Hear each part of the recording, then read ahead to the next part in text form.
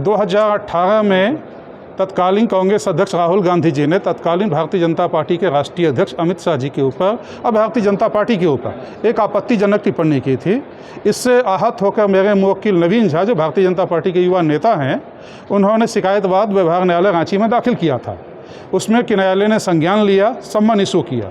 उस आदेश को चुनौती देते हुए क्वॉशिंग याचिका हाईकोर्ट में दाखिल किया गया 2018 में राहुल जी की तरफ से। आज जजमेंट आ चुका है, उनकी याचिका खारिज हो चुकी है। अब ट्रायल चलेगा, सम्मन इशू होगा, उनको आना होगा। अब उनके पास दो ऑप्शन है। अब तो जानते हैं कि अपील का ऑप्शन तो रहता ही है। वो चाहे तो अपील में सुप्रीम कोर्ट भी जा सकते हैं या ट्रायल में भाग भी ले सकते हैं। सर, उन्होंने कहा क्या था?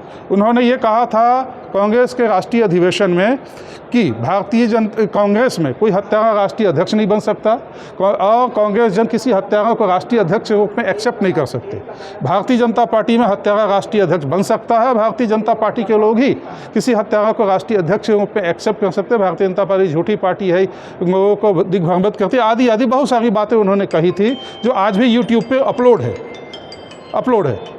अब इसी से आहत होकर और उस वक्त अमित शाह जी के ऊपर कोई भी आपराधिक मामला पूरे देश भर में लंबित नहीं था। जो भी थे उससे न्यायालय ने उनको बरी कर दिया था।